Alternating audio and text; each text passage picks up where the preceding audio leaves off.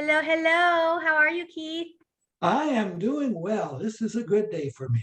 Excellent. Looks like it's sunny over there in Seattle area. Wenatchee, actually, right? That's where you're from? Yeah, yeah. It's the sun's out, but it's shining off the snow off my neighbor's roof, and it's just really bright. So Wow. we Well, are it's definitely gorgeous. having a white Christmas. Well, you have this glow about you, so I want to compliment you.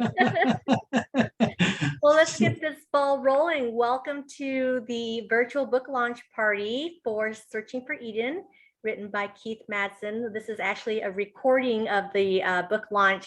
We did the initial virtual book launch on Thursday, December 16th, but due to some technical difficulties, we decided to re-record this. And so here we go. That's right. Yes, and we're going to start off. I want to tell everybody about Keith and read his bio for you all. Keith Madsen is a retired minister, well acquainted with the biblical story of the Garden of Eden, as well as the other mythology of the Middle East. He is the author of The Sons and Daughters of Toussaint, published by Adelaide Books in New York, 2018, and has published short stories in Mobius, the Journal of Social Change, Talking River, Short Story America, and Adelaide. He's an active member of an authors cooperative, Telltale Authors. Keith lives in East Wenatchee, Washington, with his wife, Kathy, where he has been serving with the AmeriCorps, teaching young people about the dangers of opioids, teaching English to immigrants, and helping low-income families with financial asset building. He also teaches children and youth chess and enjoys the natural beauty of the Pacific Northwest. Absolutely. Absolutely. What a great bio. And I'm very excited for Searching for Eden. I know that this Zoom background doesn't always show the picture very well, but I got to say that this was a very gripping novel. And for those of you who don't know already, I actually read this book 3 times. One when Keith and I were on the same critique team back in 2017, and you were writing this book and I was writing Snow in Vietnam. And then fast forward, I read it a second time when we decided to publish this book together. And then, of course, when I got the final product in my hand with your autograph on it, I, of course, had to read it a third time, the polished version. And each time I loved it. So thank you for writing that. Well, you are now the world's leading expert on my book. All right. Do I get a badge? I should give you one. All right. Well, I know why I'm excited about the book, but why don't you tell me why people are excited about the book and what the book's about? Okay, that's a good question. It's about life as it was supposed to be. People today, they look around them at the world and they see things that are so out of kilter today. Lying and misinformation are dominating the political discourse. COVID is surging again and again and again. And depression and suicide really are kind of on the rise as a result of all that. And, there's this popular saying that people will say sometimes, life is a bitch and then you die. And that encapsulates that kind of pessimistic, cynical feeling that a lot of people have. So we look at the story of the Garden of Eden, and God said, everything was very good. It was a description of life as it should have been, the universe in harmony, and people caring for each other, and no shame. And so, they didn't have to feel shame.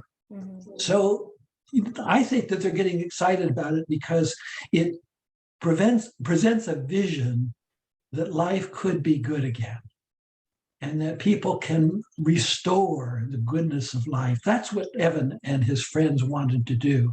Evan Jordan lost his 14-year-old girl to cancer, and he definitely didn't feel then that life was any good for him.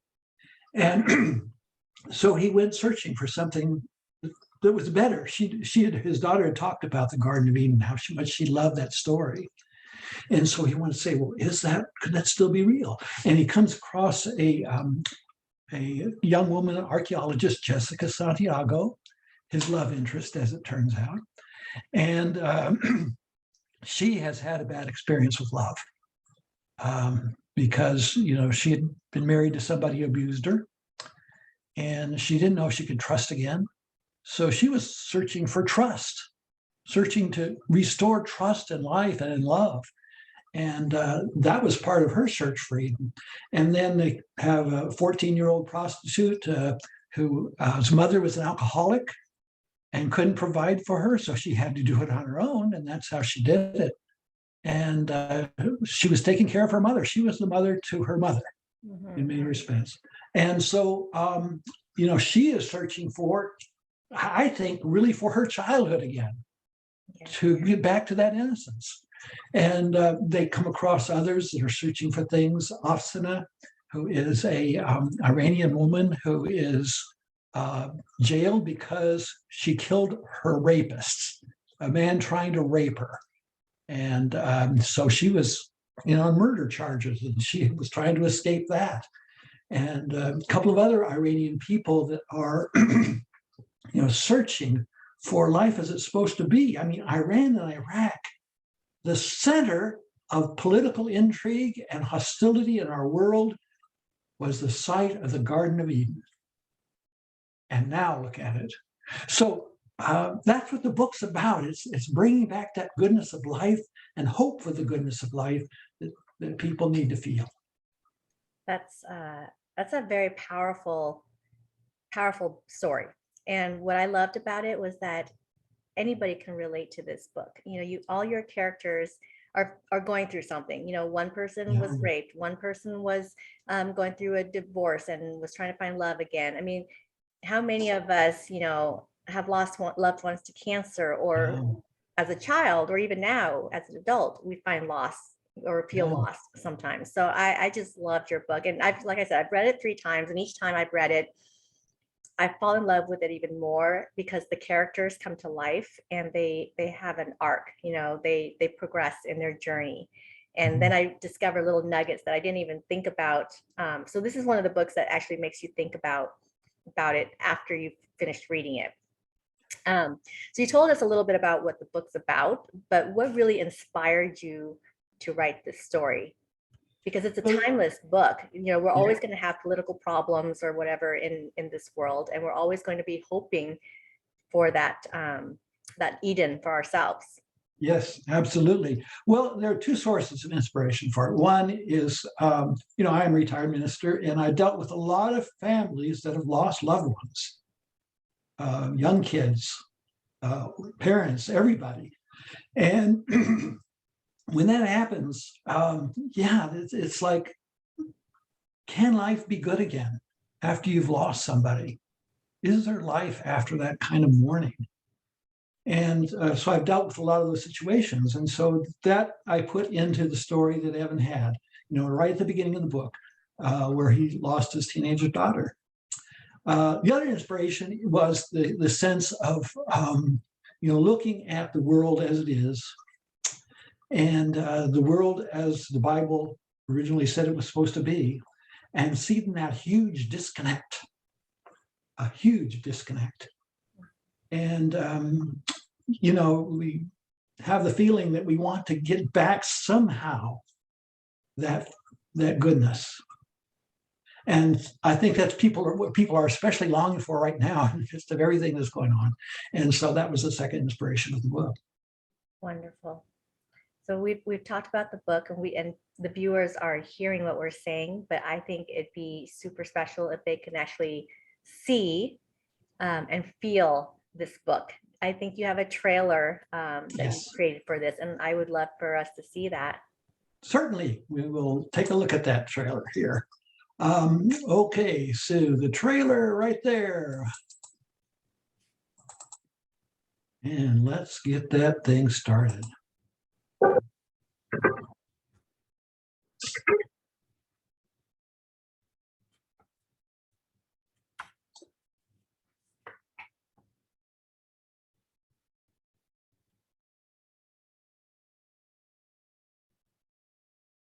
I'm not hearing the volume or the sound.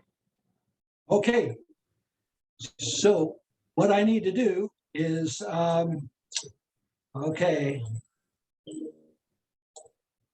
All right, now I'm going to go back here. Get it started over again. So I am sorry for that. I didn't remember to put optimize.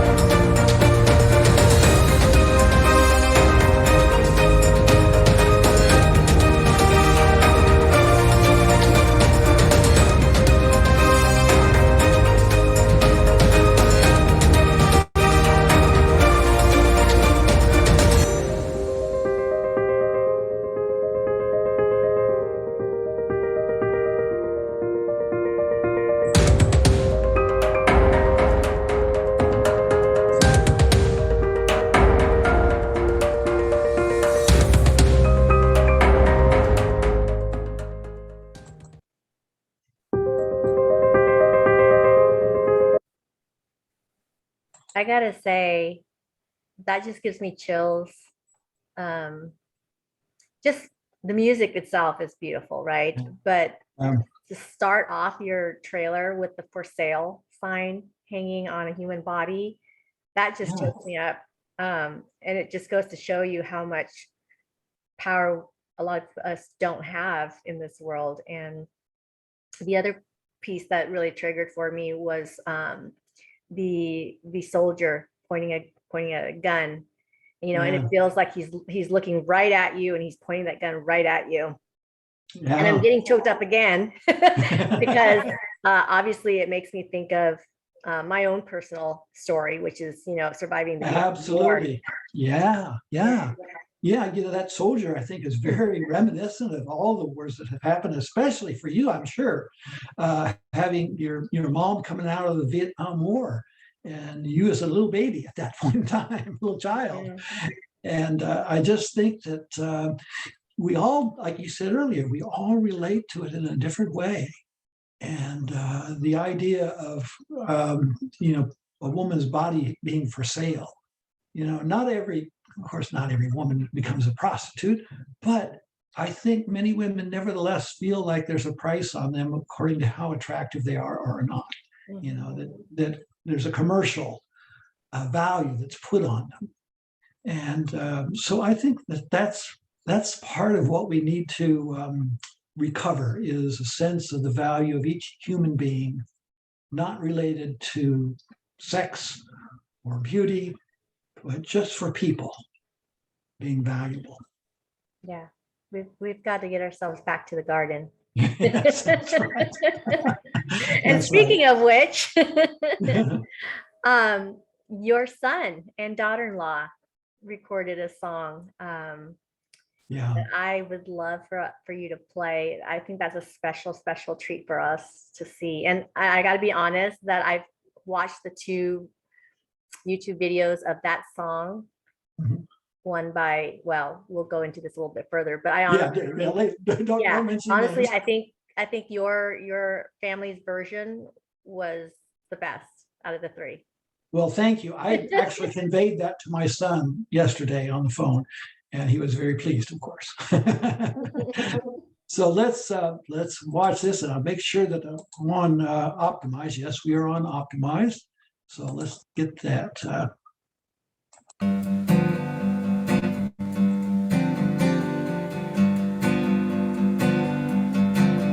I came upon the child of God. He was walking along the road. I asked him, tell me, where are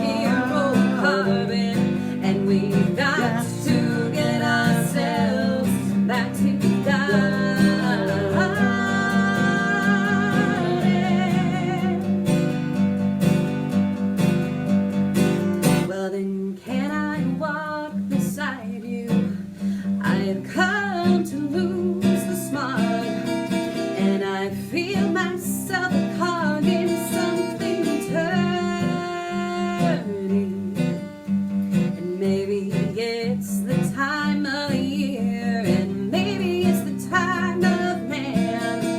And I don't know who I am, but life is for learning.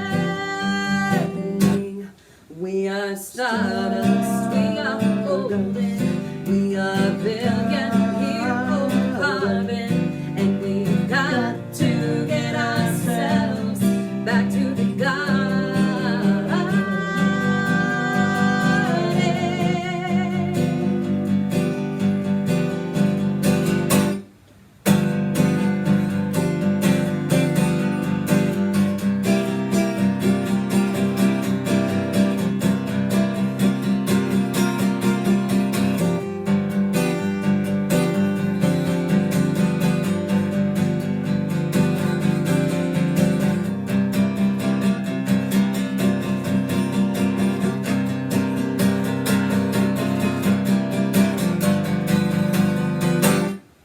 We are stardust, we are golden, we are brilliant heroes carbon, and we've got to get ourselves back to the garden.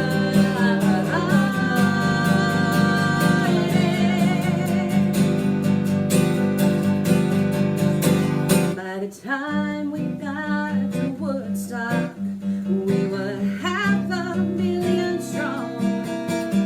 Everywhere was a song and a celebration.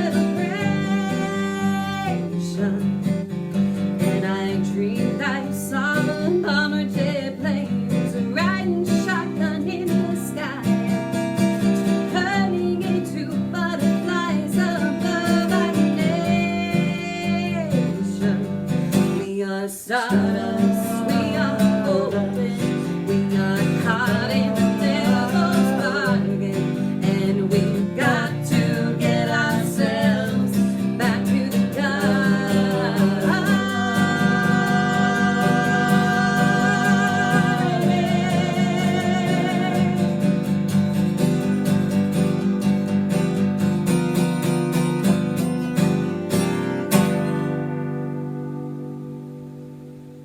Oh, that was so beautiful. Loved it. At least she can really sing. Her voice is incredible. Well, I didn't say this before, but she, when she graduated from high school, was offered a Nashville recording contract, Mm. but they would insist that she would not go to college during that time. And that was a dream of hers. Mm. So she turned down the contract to go to college. And she and my son are both music therapists now. And they have done their music therapy in prison settings at the California State Penitentiary at Vacaville, Mm. and also at hospitals in the San Francisco area, and bringing music therapy to prisoners as well as to those who are struggling with emotional and physical health and trying to find the good life again. So You know, that's what they I would love to get them on a podcast. do. Little side note, there's a podcast that I want them on. It's called That's the Hashtag Truth. So we'll table that for now, but I'll let you know how to contact them to find out. all right, sounds good. I think that leads us into our very first trivia question. What do you think? I think that's a good place for a trivia question. Okay, let's do it. So the trivia question, most people are aware that the song was made famous by Crosby, Stills, Nash and Young, who sang at Woodstock Festival. But for our first trivia question, an assigned copy of Searching for Eden, who was the well-known artist who wrote the actual lyrics to the song? Yeah. So now the people who are watching this on recording can think, gee, do I know the answer to that question? So the answer is Joni Mitchell. And our friend James White got that answer correctly. So he won a copy of Searching for Eden. Yeah. Congratulations, James. Uh-huh. So I have a question now that with all this talk about the garden and you mentioned Iran and Iraq earlier. Is the Garden of Eden a real place? That is a much debated question, isn't it? When you read the book, I'll tell you right now, I do not decide that question for the reader. There are people on both sides of the issue in the book, and there are people on both sides of the issue in the world. And I know that psychologist Carl Jung said that he felt that the story of the Garden of Eden was kind of a mythological parallel to the development of the human infant, that they start out naked and unashamed. And they learn, they're very trusting. And really, actually, my studies in psychology has also said that the human infant has a sense that everything is an extension of them, that everything is one. And that's kind of like Garden of Eden, isn't it? And so then as the child develops, they start to learn the difference between good and evil, and they start drifting away from trust and drifting away from the innocence that they're born with. And so Jung felt that that was a parallel for that part of human development. Yeah. But there are also those who believe that it was a real place, and they have different concepts of where that place might have been. So, there are different ideas, but I'm going to let the readers decide. Once they've read my book, they can decide for themselves whether it's real or not. That's very interesting because, you mentioned that as when we're born as babies, we're naive, we're innocent, we are naked and unaware, unafraid. And I feel like when we get older and we pass, we're kind of circling back to that state as well, which is also part of returning to the Garden of Eden. And that, I think so too. I think that's why, and for me, I'm a grandfather. Why I love to be around little children, because you recover some of the joy of life you see in their eyes and their behaviors, and you recover some of what you've lost. Yeah, and so I asked the question, is the Garden of Eden real? And you said, you don't really answer that. That's for everyone else to decide. But I'm kind of curious, like in the book itself, is the Garden of Eden a real place? So they look for that, and I've got some slides that I can show you about some of the concepts people have about where it was, and it relates to what happens in the book. Would you like to see those now? Yeah, I'm very interested, very curious. Okay, well, let's look at that. Come on. Come on now. There we are. All right. So let's start this slideshow here. I got to find out. Okay. Anyway, I'm not sure what happened to my thing for starting the slideshow. Okay.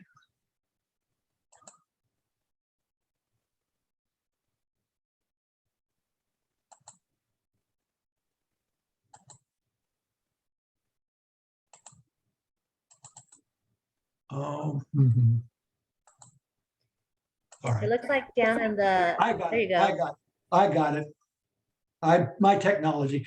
So this is a exhibition in Kansas, of all places, where they're trying to recreate some concepts, at least, of the Garden of Eden.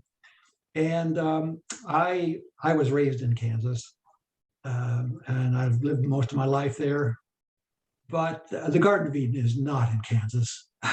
But people are interested in it throughout the world. So that's one of the realities. Most people. A very interesting interpretation.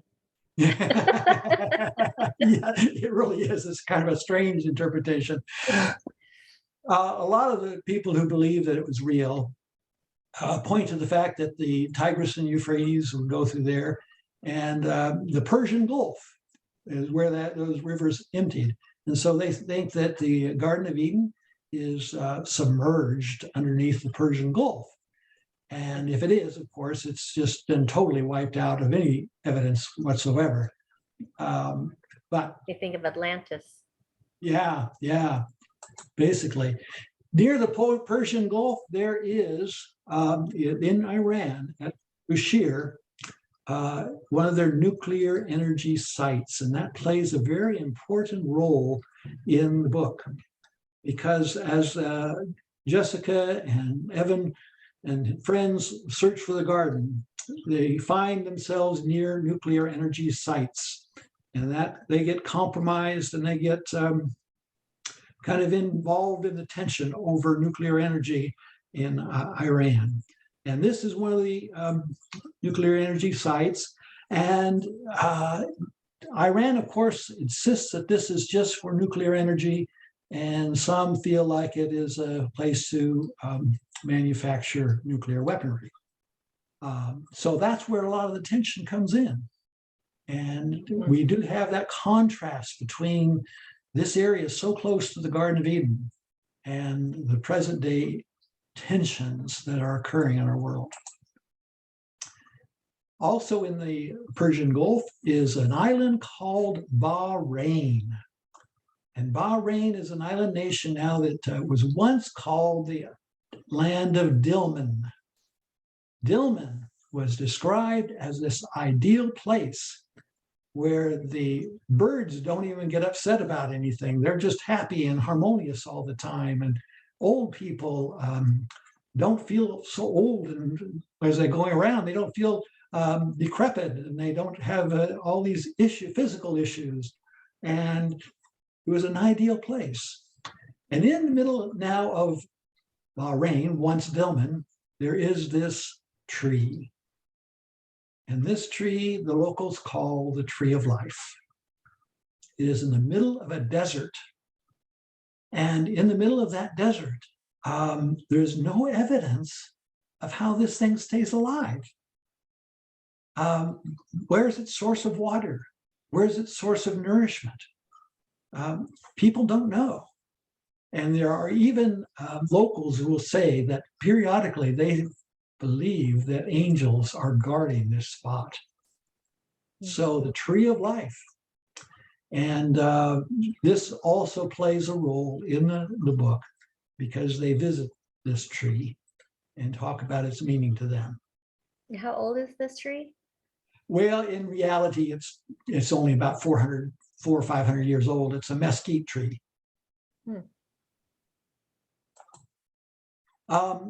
This is a ziggurat. This is the one that is described in one of the ones that described in the book. And ziggurats are like the Mesopotamian equivalent of the Egyptian pyramids, in that they were built as a kind of a way to symbolize eternity and to reach for God. You know, in this area where it is said that Eden was lost, people had a desire to get back.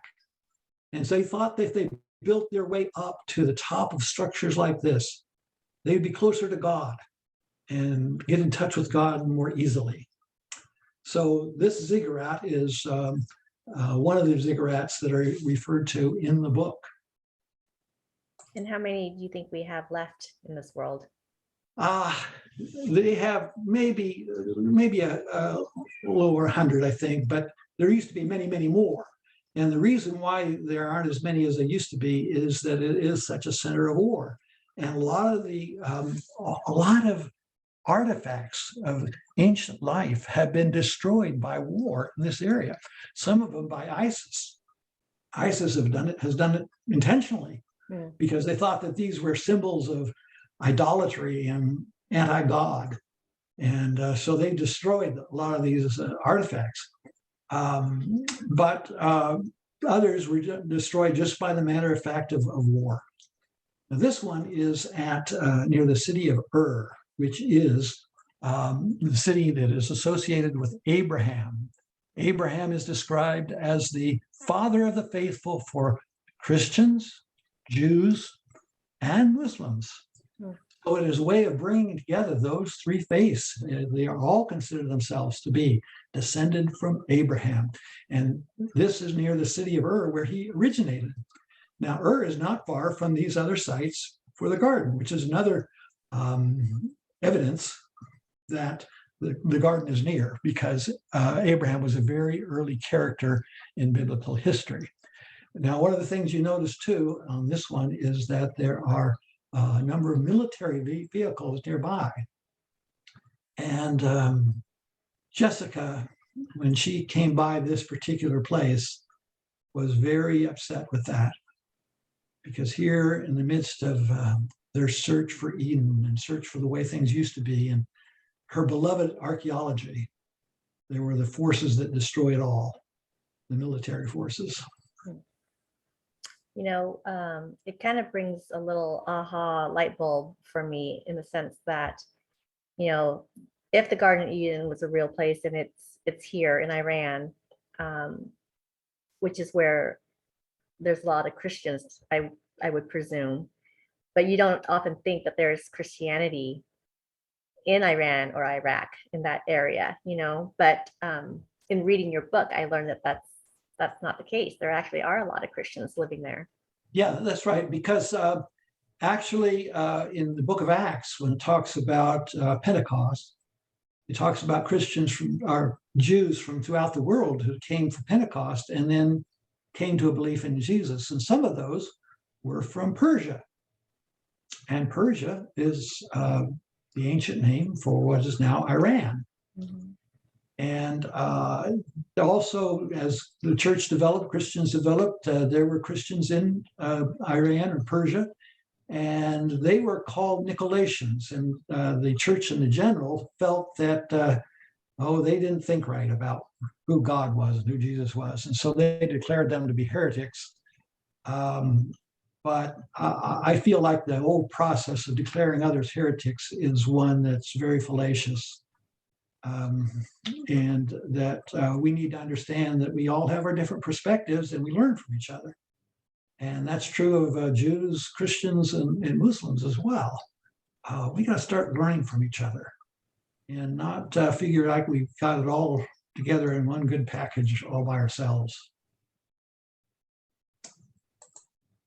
Now, there were other theories of where the garden was in the Mesopotamian Valley. And this man, Dr. David Rohl, is at the heart of one of them. He read various kinds of stories, ancient Sumerian stories about ancient lands. And he believed that some of those led him to where Garden of Eden was located. He found one that was in Makar, and the Valley of Arata was the ancient story, of Sumerian story. And in looking at that cuneiform tablets of that story, he followed the direction that was given in those stories and came to a valley in the mountains of Iran. And in that valley, he believed he found what was, in fact, the garden. And Evan and their group go to that area and find something that is very garden-like. And that's part of the story as well. This area that he explored was around a mountain called Mount Seyhan. And this is a picture of that mountain in the distance and some of the valleys that surround that mountain. I love that hat he was wearing. It reminds me of two things. One, Indiana Jones. Yeah, absolutely. And two, your character Evan wearing that hat on the cover of your book. Yep, that's right. Yep. Yeah, that's right. He has a very similar hat, doesn't he? He does. So this area that David Rohl believed he found is in that red area of the mountains. Now, the idea was that in Genesis, it said that the rivers did not flow into the garden area, but flowed out of the garden, that they joined together and made 4 tributaries and flowed out of the Garden of Eden. So that would indicate something in this area rather than the area of the Persian Gulf. And now we don't know, rivers change their courses over the period of time. So we don't know the exact places where these rivers might have been. But he felt it's very likely it was somewhere within that red area that the garden would have been. This is a picture. This is kind of an artist's conception of that valley. And the waterfall to the right just reminds me of one of the waterfalls that David Rohl discovered was called Aji Chai, which means in the native dialect, walled garden. And it was a paradise. So it in ancient times was referred to Eden, E-D-I-N, and not just within biblical literature, but within a lot of these ancient cultures, it was referred to, and that it was a place of ideal happiness and a great deal of mineral wealth. And, people had that mythology that went through many cultures. So it wasn't just a biblical idea. This picture I love. It's not really directly related to the archaeological search for Eden, but it is indirectly. This is a picture of two people married thousands of years ago, and they were lovers. They loved each other, and they got buried together. To me, it's just a picture of the eternity of love and a symbol of what the love and harmony of Eden is all about. It almost looks like a heart there in the middle too. Yeah, that does, doesn't it? Yeah, and so they found these skeletons just like that. Exactly as they are pictured here. Wow, beautiful. So I love archaeology, and I think that archaeology that David Rohl and others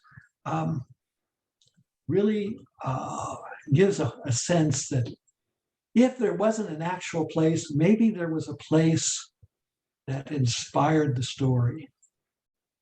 Yeah. And that it evolved out of. So you love archaeology, which explains the book a lot for those who do read it. Yeah. Yeah. But I'm wondering, how much research did you actually have to do to write the book? Quite a bit, yeah. Yeah. I researched a lot of stories, archaeological stories, stories or material on the story itself in the Bible. Background, different perspectives, the psychological perspectives of what it was about, and I did a lot of research on Iraq too. And I would have liked to have actually visited those places. Yeah. So I'm disappointed that it's not in Kansas, because I live in Oklahoma. And you know how easy it would be for me to get to Kansas? You're in Oklahoma.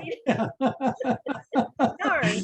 Yeah, but I couldn't go directly to Iran and Iraq, but I did a lot of research on the culture and the humor of Iran, which is included in the book too, and on the food of Iran and Iraq, and everything about their culture.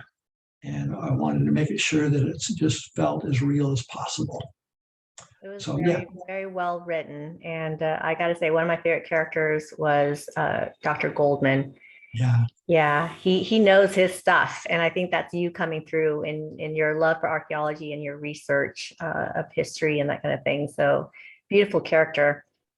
So viewers, if you were paying attention to that slideshow that Keith was showing us, you'll know some of the answers to the next trivia questions. So for question number 2, which is actually for Cosmic Crisp apples, which I want you to tell us a little bit about those Cosmic Crisp apples and what they're winning. But the question is, what was the name of the 2 rivers flowing through the Garden of Eden? And you mentioned that in your Yes, I did. Yeah, you totally gave the answer. And the answer was the Tigris and the Euphrates. Yes. Yeah. Wow. And there were actually 4, right? And you mentioned, Yeah. we didn't talk about this, but what were the other 2? The Pishon and the Gaihan, and we don't know anything about those. Well, David Roll speculates, but we don't know. Okay. So, you know, they're unknown rivers at this point. Got it. And Liz Gaffro, I think is how you pronounce Yeah. her name. Yeah. She got that answer correctly. So she got some Cosmic Crisp apples. And tell us, what is Cosmic Crisp apples? Cosmic Crisp apples are apples that are just recently been created as a hybrid between the Honeycrisp apple and the Empire apple. But they've been working on this thing for like 20 years and have only recently started releasing it onto the market. And right now they are only released in Washington State, or they're only sold in Washington State. But they are a great apple. You know, I was raised in Kansas. The only apples I knew about were Jonathan and Red Delicious. And I thought, well, that's a great apple. I mean, I like the fact that they were red apples, but I never realized how many other varieties there were, and realized since I've come to Washington State, Red Delicious and Jonathan aren't all that good. Having lived in Seattle for so long, I can totally agree that we have amazing apples in Washington State.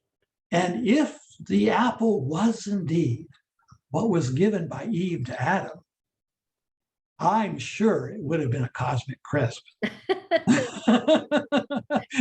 never had the Empires before. Like, I've had the Honey Crisps, and to me, I love Fuji's, but are the Empires anything like the Fuji's? The Empires are supposed to be very crisp, and they're a little tart, more of a tart apple. Oh, okay.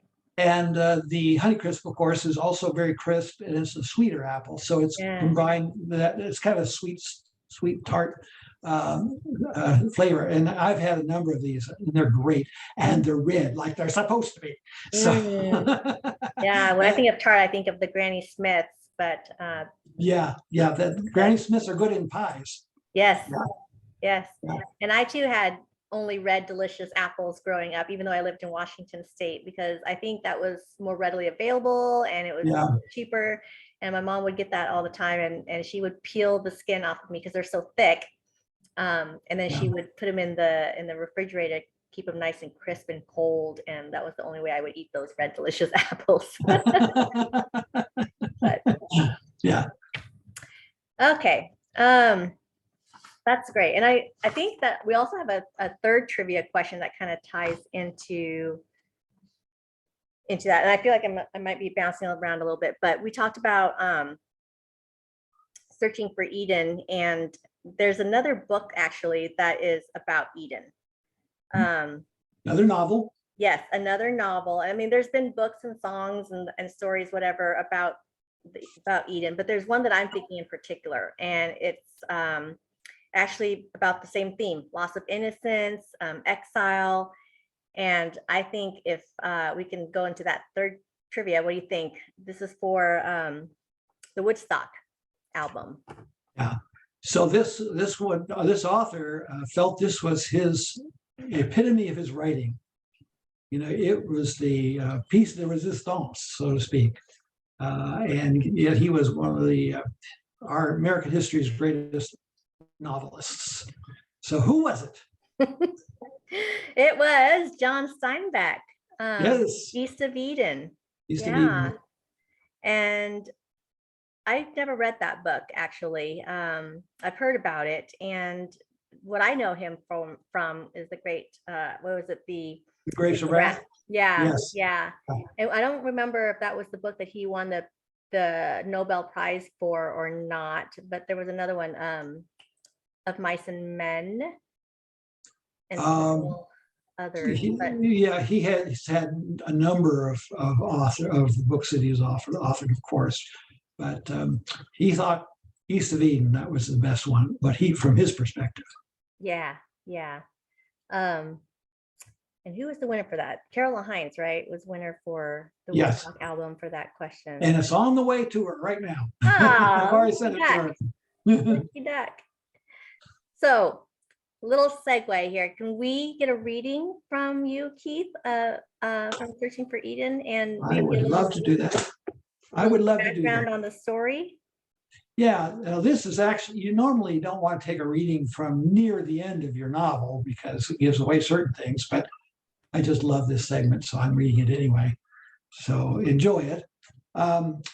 In this segment, Jessica and Evan and Carmen and others, Dr. Goldman, are going into this area that Dr. Roll had thought of was the garden. And they are really kind of escaping the police of Iran because they're all after them. And so they find this walled garden. And this is a description of what they experience. Jessica pointed toward a river cascading down a snow-capped mountain. That river is called Aji Chai by the locals, which is in their dialect also means walled garden. They believe the mountain from which it comes, Mount Sehan, is sacred, and they attribute magical powers to the river. The travelers continued to descend past lush, thick plant life, large groves of fruit trees, whether planted or growing naturally, Evan couldn't tell, were to their far right. Ahead of them, where the river to which Jessica alluded emptied, was a small azure lake. Wow, it's gorgeous, whispered Carmen. How did that guy ever find this? Asked Evan. Well, that's part of the evidence too, replied Jessica. He read about it in ancient Sumerian cuneiform clay tablets held by the Museum of the Orient in Istanbul. Most helpful to him was a 5,000-year-old epic called Enmerkar and the Lord of Arata. It told of a route taken by an emissary of the Sumerian king of Uruk to a plain they called Eden, which was known to the Sumerians as a land of happiness and plenty. This place was rich in the gold and lapis lazuli the king needed to decorate a temple. The route this epic described took him to the foot of that mountain, Mount Sehan, and so he found this beautiful valley. You mentioned locals, said Evan. I don't see any. Jessica shrugged. I'm not sure why. Maybe, like with many rural mountain cultures, they were lured by the attraction of the bigger cities. Or just as likely, said Dr. Goldman, they lost their innocence and were cast out of the Garden of Eden. Evan glanced around as he drove. A light rain had recently fallen and a rainbow arched over a distant forest. Everything around him looked like it came straight from a fairy tale. He stopped the car when the dirt road ended, and without even speaking, everyone exited the car and went in different directions.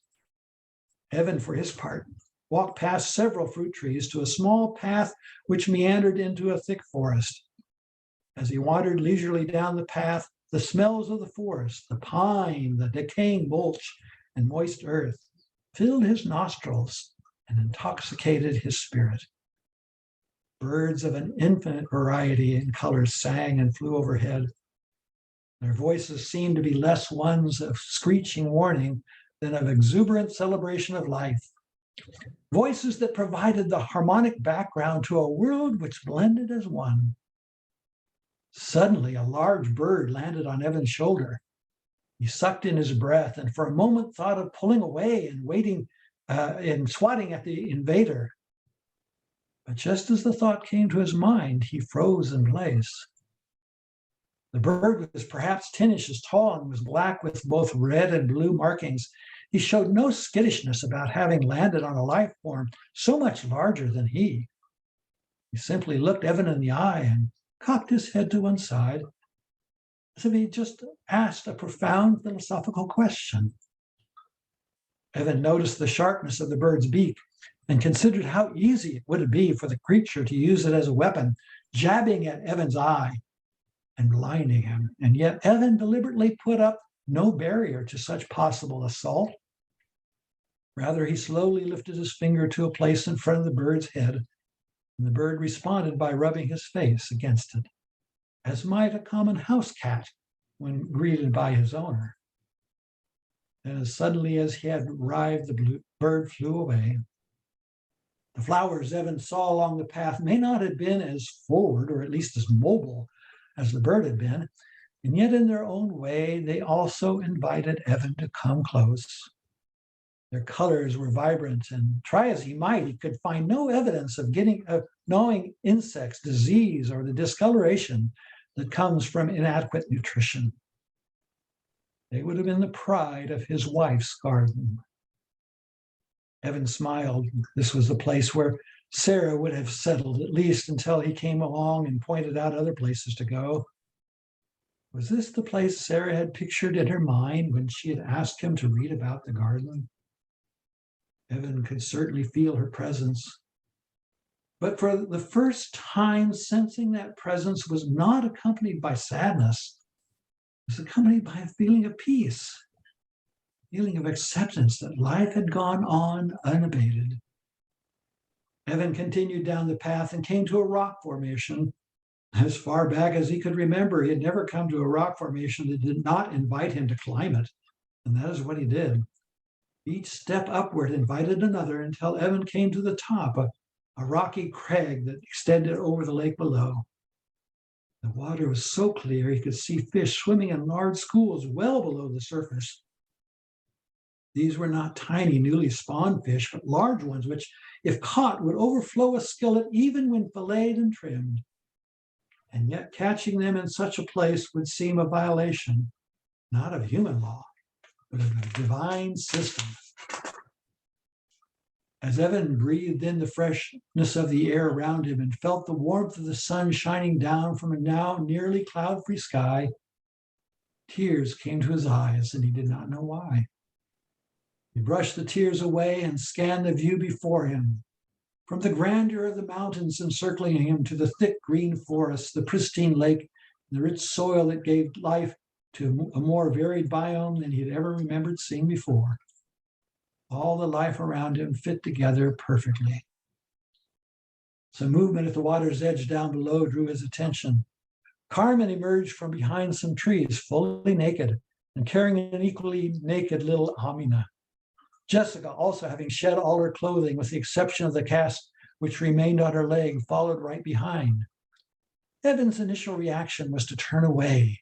He sought to shield a private moment from his own eyes that had been polluted by a lifetime of being male in a culture of sexual obsession, eyes which held in them the DNA of sin accumulated from millennia of living outside the garden.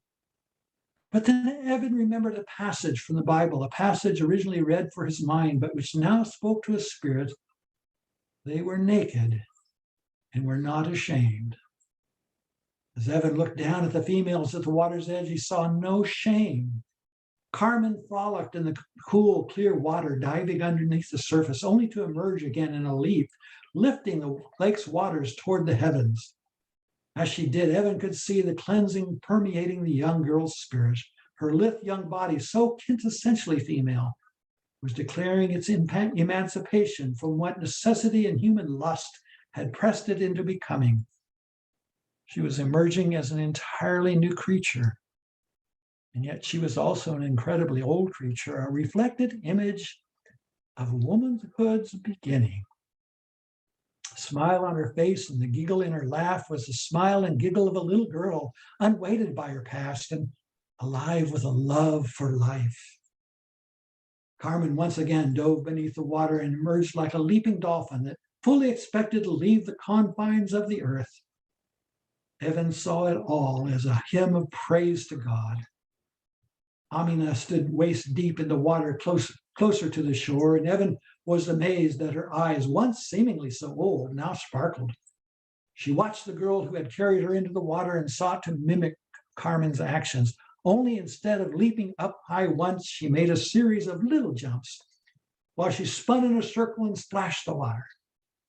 She was cleansing both body and mind of the blood that had been spilled in front of her, at the same time being water birthed into a world of innocence. Above them both, with her naked body standing firm, erect, and stretched out with her arms to heaven, was Jessica. He could see her wipe tears from her eyes, but an ecstatic smile on her lips transformed the meaning of those tears.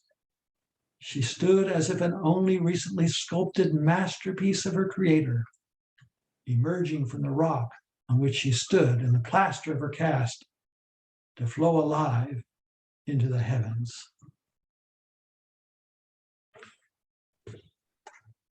That made me think of my own Eden. Yeah. It made me daydream a little bit about, what I want to come back to. And for me, it's, having that nice cabin on some property with, a lake or a river running through, and just my family, my animals, and just to be, that was a very beautiful reading. Thank you, Keith. Thank you. One of the characters I forgot to mention was Amina. Actually, she was, they were traveling through Iraq, and evidences of war continuing all around. And she was running and screaming alongside the road, and evidently without her parents anymore. And little Carmen saw in her a kindred soul. And she leaped out of the moving car, really, and went to go rescue her, because she knew that that little girl was without her mother, and Carmen was without her mother. Mhm. So they basically adopted her and took her with them to these experiences. And so she was a child needing to be a child. Yeah. It's one of the things I love about your book is there's a lot of grace and humanity, a reminder that we are human and we are one. And, it's just, anyways, so beautiful. So on our original virtual book launch party, we had asked our viewers and our attendees to share with us their version of Eden, or what Eden meant to them. And this led into 3 copies of Snow in Vietnam being given out to those who shared with us. And it was Rita, Liz, and Dee who won copies of Snow in Vietnam for sharing with us their stories. Yeah, which was really beautiful. I think my favorite was Rita's answer, saying that, Eden lives in all of us. It's in our heart. And I think that is very true. And it's wonderful that we are able to hold on to that. Yes.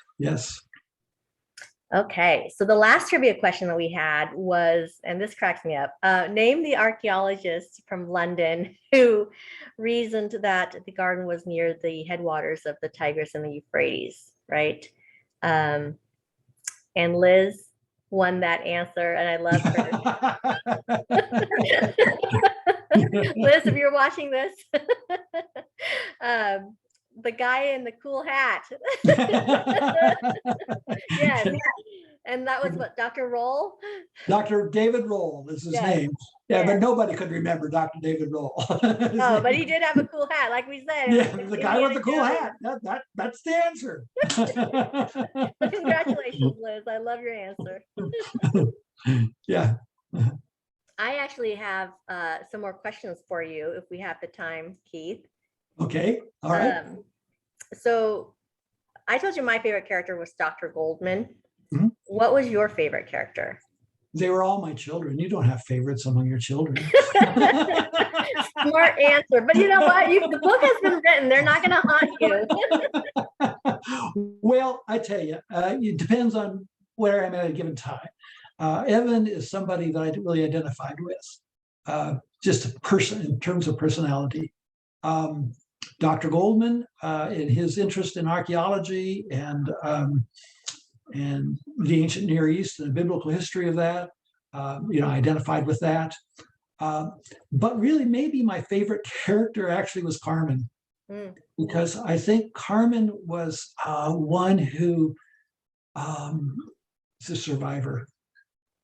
Yeah. And she was one that turned from the evil of what had been she'd been pushed into, to find herself young and a childlike person again. Yeah. And Carmen is your 14-year-old. Yes. Yeah. former And a prostitute. very typical 14-year-old, I might add. Like Yeah. you wrote that character very well. There are times when I, wanted to strangle her because she was a typical 14-year-old.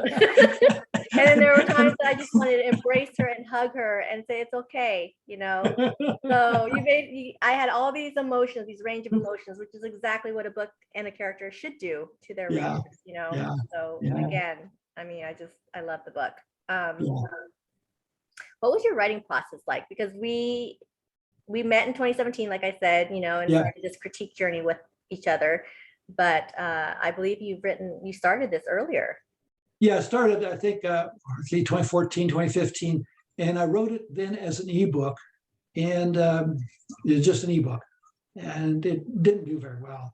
And then as I looked at it, there were so many areas where I wanted to redo it. So I rewrote it, and that's when I was with you and with the rest of our reading group, our critique group, and rewrote it and tried to fine tune it. Mhm. So it's a long process. And one of the things that I think happens when you're a writer, well, for me, it's what happens, not for every writer, your characters come alive. And, you may think that your book is going to go in this direction, and the writers just kind of dig in their heels and they say, the characters dig in their heels and they say, that's not where I'm going. Yep. You might want to go there, but I'm not going there. And the characters send you a little different direction. So that's to me part of the thrill of writing, is that you create something. You create a being that has his or her own personality. Isn't it amazing how, as writers, we get attached to our characters? Oh, we and do. They do talk to us in the middle of the night and wake us up at 3 a.m. I have done that. I have gotten up at 3 a.m. and thought, oh, this needs to happen in the book. Yes, yes. And, I mean, personally, from my experience, like I'll create a character and then I cry, I mourn because I know what this character is going to go through, what I'm going to put this character through. And I'm sure that's the same way for you. So it sounds to me like with this book, you were more of a pantser versus a plotter. Like you let your characters take the story where it was going to go. Do you find that that's how you write in general? Yeah, it's not that I don't have a generalized concept of what I'm wanting to happen. I think I could write a paragraph of what in general is going to happen. But nevertheless, the specifics, it's just like, in many respects, it's how a person lives. You may have your future plotted out in front of you. You ain't going to be there. It's going to go different than what you're planning. And what you thought were your big goals in life oftentimes change. You get different goals, and they're just as great when you realize them. But things change, and you live one day at a time. You have a general direction, but you still have to live one day at a time. You have to experience each moment of life. So that's what I try for my characters to do. Yeah. I try to have my characters experiencing the moment. Even, Evan, even though he's got this plan of finding Eden, he has to interact with people and the people around him. And he has some of the most meaningful interactions of his life there when he's on his way someplace else, but that moment becomes sacred for him and becomes formative. That's a great analogy. Do you consider yourself a night owl when it comes to writing, or a morning lark, or kind of I think they call it a day robin if you write during the day? I've written both ways. Quite frankly, I think my mornings are better for writing, because I'm fresh and ready to go. Night, sometimes I'm tired, and I've got concerns of the day on my mind, and sometimes I don't always. That's not always conducive to writing. But I have written things at night too. It just, and as I say, sometimes, like you mentioned, 3 o'clock in the morning. Wait a minute, this has got to happen. Have you ever participated in Nanowrimo? Have I ever done what? Participated in Nanowrimo? which I is don't even know what that is. oh, well, let me share with you. So NaNoWriMo is National Novel Writing Month. And National Novel Writing Month usually happens in November, sorry. And it is when authors throughout the world sit down and for 30 days, they try to pump out 50,000 words. And it's a little crazy, but so many authors do that, and they try to finish their work in progress, or finish a novella or what have you. But that is the goal, is 50,000 words in 1 month. Wow. I've heard people say that some writers say what you got to do is just write and not even think about it, and just write and write and write, and then realize you're going to toss away most of it. But you just write it. And I could probably write 50,000 words in 1 month. I'm not sure how much of it would be keeper. That's why we live in drafts. That's why we're always cold. That's what they say. Writers are always cold. Yeah. Okay, so my other question is about your cover. And what was your vision for the Searching for Eden cover? Yeah. Okay. All right. This is the Searching for Eden cover. Okay. Well, of course, I did that in connection with the woman that you had directed me to, and as I looked at that picture, the things that I noticed on there, this is Evan here in the center, and this is Jessica, the archaeologist, and this is Carmen. Now they're looking for something, right? They're searching. She doesn't care. She's more into the experience of being together, and she's with people. That's what she's with. And so that's what I was thinking. Of course, these steps are steps to an archaeological dig, or like maybe a ziggurat. And trees are the trees of a garden. So those are the things that I found and saw in the cover. Wow. But there's also the cool hat guy. Yes. We all need a hat. That could be your merchandise flag giveaway. That's right. Connection to Indiana Jones and David Roll all together here. So what's next for you now that Searching for Eden is published? Are you working on another project? Well, I'm not. Yes and no.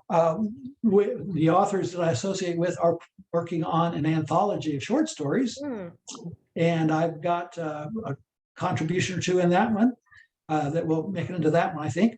But mostly, what I'm trying to do is make sure that the books I already have, Searching for Eden and The Sons and Daughters of Toussaint, which was my earlier novel, I want them read.